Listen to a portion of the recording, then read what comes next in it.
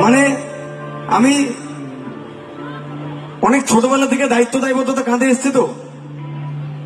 আমার ফ্যামিলিতে একমাত্র আর্নিং মেম্বার আমিই ছিলাম। দেন আমার ওয়াইফ, আমরা 18 বছর একসঙ্গে। ও যেভাবে এসে সামলালো, আমি হোটেলে কাজ করেছি কি না করিনি, ঠিক আছে। তো আমার মা আমাকে শিখিয়েছিল যে যদি তুই তোর অন্যায় থাকে, তুই তোর ছোটর পায়ে হাত ধরে ক্ষমা চাইবি। যদি অন্যায় না করিস তাহলে তুই আমার সামনে কোনোদিন মাথা ঝোঁকাবি না। তো না না, এখানে তালি বাজানোর হো করার কিছু নাই। তো আমি মাথা তো ঝোঁকাবো না স্যার। আপনি যেই হন যাই হন, আপনার ওয়ে অফ টকিং খুব বাজে ছিল। ওটা আপনি ভালো মতো বললে এই ব্যাপারটা হতো না।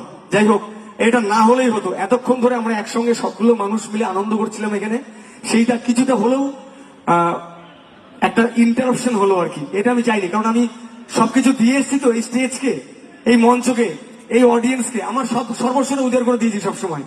আমার আজকে শারীরিক যা অবস্থা, আমার গান গাওয়ার কথা না, ঠিক আছে। তোমরা সাহস দিলে বলে আমি এতক্ষণ ধরে প্রোগ্রাম করতে পারলাম। আমি তোমাদের কাছে গ্রেটফুল, সৃষ্টি মেলার সবার কাছেও গ্রেটফুল। একটু ঠান্ডা মাথায় ভাবলে বোঝা যাবে, যদি আমার জায়গায় উনি যদি আমার জায়গায় থাকতেন, আমি যদি এইভাবে কথা বলতাম, তো ওটা রং হতো আর কি, ভুল হতো ওটা। তো যাই হোক, আপনি ভালো থাকবেন, সুস্থ থাকবেন। আর আপনি আপনার জায়গায় ঠিক, আমিও আমার জায়গায় ঠিক। Thank you. পরের গান যাই।